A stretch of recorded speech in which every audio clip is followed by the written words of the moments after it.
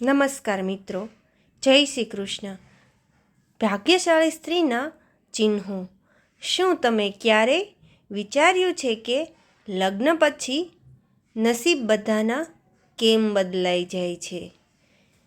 આ માત્ર એક સહયોગ છે કે નહીં? તેની પાછળ કોઈ ખાસ કારણ છે. વાસ્તવમાં આપણા શાસ્ત્રો અને સામુદ્રિક શાસ્ત્રોમાં સ્ત્રીઓને ગુણ અને વિશેષતાઓ જાણીતી છે. આપણા શાસ્ત્રોમાં લગ્નનું ઘણું મહત્ત્વ છે. જાણવામાં આવ્યું છે, કહેવાય છે કે જો કોઈ પુરુષ ભાગ્યશાળી સ્ત્રી સાથે લગ્ન કરી લે તો તે સીધો ગરીબમાંથી કરોડપતિ બની શકે છે. જો કે ભાગ્ય તેની સાથે અશોક સ્ત્રીની તરફ કરે છે તો કરોડોની સંપત્તિ ધોળવા ફેરવાઈ શકે છે. કહેવાય છે કે સ્ત્રીને સમજવી અઘરી જ નહીં પણ અશક્ય છે. ખુદ બ્રહ્મા પણ તેની રચના સંપૂર્ણ રીતે સમજી શક્યા ન હતા. પરંતુ આપણા પ્રાચીન ઋષિઓએ શાસ્ત્રોમાં સ્ત્રીઓને કેટલાક એવા ગુણોનું વર્ણન કર્યું છે જે તેમના સારા કે ખરાબ ભાગ્યનો નિર્ધાર કરે છે.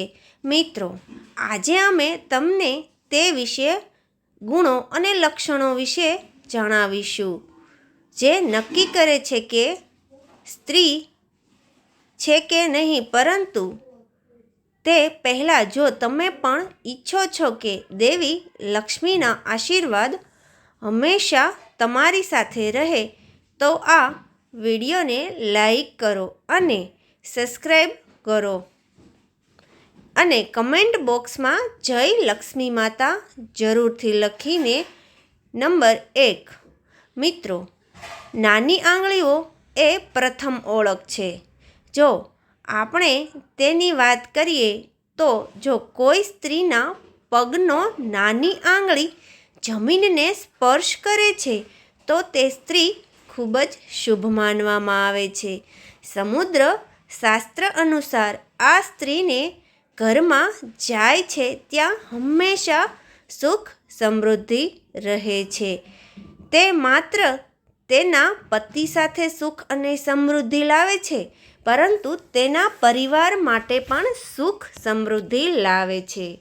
આવી મહિલાઓ માત્ર પોતાના માટે જ નહીં પરંતુ સમગ્ર પરિવાર માટે નસીબદાર હોય છે. આવી મહિલાઓ પરિવારના દરેક સભ્યને ખુશ રાખે છે. નંબર 2. પહોળું કપાળ. છોકરીઓનું કપાળ 3 આંગળી જેટલું પહોળું અને અર્ધચંદ્રકલ જેવો છે તે પણ ખૂબ જ ભાગ્યશાળી માનવામાં આવે છે. આવી છોકરીઓને જે ઘરમાં જાય છે ત્યાં ક્યારેય દુઃખ નથી હોતું. તેની બુદ્ધિ હોય છે અને આખો પરિવાર સકારાત્મક ઉર્જાથી સમૃદ્ધ થાય છે. આ છોકરીઓના આવવાથી જાણે ઘરની કિસ્મત બદલાઈ જાય છે. એવું કહેવાય છે કે આ મહિલાઓ પરિવારમાં સમૃદ્ધ લાવે છે. નંબર 3. આંખોની વિશેષતા. આંખો દરેક સભ્યો માટે વરદાન છે. મિત્રો, શું તમે ક્યારેય સ્ત્રીની આંખોની રચના પર ધ્યાન આપ્યું છે? સામુદ્રિક શાસ્ત્રો અનુસાર જો તેની આંખોની ઉપર કે નીચે ત્વચામાં રહે સહેજ લાલાશ હોય તો અને વિદ્યાર્થી કાળો અને સફેદ હોય છે તો શરીરનો ભાગ દૂધ જેવો છે તો સ્ત્રી ખૂબ જ ભાગ્યશાળી માનવામાં આવે છે. આ સિવાય જો તેની ચાલ હંસ જેવી હોય અને તેની કમર પાતળી હોય તો તે સ્ત્રી તમામ સુખ ભોગવે છે. આવી મહિલાઓ જીવનમાં તમામ પ્રકારની સુખ સુવિધા મળે છે અને તેમજ જીવન સુખી થઈ શકે છે. નંબર 4. નાગ પર સચુંદર. સમુદ્ર શાસ્ત્રના નાગ 15 એટલે કે ભાગ્યશાળી માનવામાં આવે છે. જો કોઈ સ્ત્રીના નાક પર સશન સુંદર હોય તો તે છોકરીના નાકના આગળના ભાગમાં સુચંદર હોય તો તે ધનવાન અને ભાગ્યશાળી હોય છે. જે ઘરમાં આવી મહિલાઓ જાય છે ત્યાં ક્યારેય પૈસાની કમી નથી હોતી. તેમનું પગલું ઘરના લોકો માટે સુખ અને સમૃદ્ધિ લાવે છે. મહિલાઓ હંમેશા પરિવારની આર્થિક સ્થિતિને મજબૂત રાખે છે. નંબર 5, અંગૂઠો. હવે પગ વિશે વાત કરીએ. મિત્રો, જો કોઈ છોકરીના પગનો અંગૂઠો ગોળાકાર અને ઊંચો હોય અને તેમાં થોડી લાલાશ પણ હોય તો તે સ્ત્રી ખૂબ જ ભાગ્યશાળી માનવામાં આવે છે. સમુદ્રિક શાસ્ત્રોમાં કહેવાયું છે કે આવી સ્ત્રીઓ તેમના પતિ માટે સૌભાગ્ય લાવે છે. તેમના જીવનમાં જે પણ પડકાર આવે છે તેઓ તેની સરળતાથી પસાર કરે છે અને તેમના પ્રતિ સફળતા પ્રાપ્ત કરવામાં પણ મદદ કરે છે. ચમકતા અને સફેદ દાંત. જે સ્ત્રીઓના દાંત સુંદર, ચમકદાર અને સફેદ અને આગળ નીકળેલા હોય છે તે પણ ખૂબ જ ભાગ્યશાળી હોય છે. આવી જ રીતે જે તેમના જીવનમાં પ્રગતિ કરે છે. તેઓ તેમના જીવનસાથી માટે ખૂબ જ નસીબદાર હોય છે. તેમના જીવનમાં સુખ સુવિધાઓ અને વૈભવી વસ્તુઓ અને ક્યારેય કમી હોતી નથી. આ મહિલાઓને માત્ર તેમના પરિવારની સુખ સમૃદ્ધિમાં વધારો કરે છે, પરંતુ તેમના જીવનસાથી માટે પણ સફળતા સમૃદ્ધ પણ લાવે છે. નંબર 7, નરમ અને લાલ આંગળીઓ. હવે આંગળીઓ વિશે વાત કરીએ. જે મહિલાઓની આંગળીઓ લાંબી, પાતળી અને ગોળાકાર હોય છે અને જ્યારે તેઓ એકબીજા સાથે જોડાય છે ત્યારે તેઓ કોઈ છિદ્ર નથી હોતું, તે ખૂબ જ ભાગ્યશાળી માનવામાં આવે છે. જો તેમના નખ લાલ, કોમળ, ઉષા અને મુલાયમ હોય તો તેઓ સમૃદ્ધિ અને સુખ લાવે છે. આ મહિલાઓને તમામ સુવિધા મળે છે. તેઓ તેમના પરિવાર માટે વરદાન સમાન છે, જે હંમેશા સુખ અને સમૃદ્ધિ લાવે છે. નંબર 8, સાપ જેવું સુંદર ગરદન.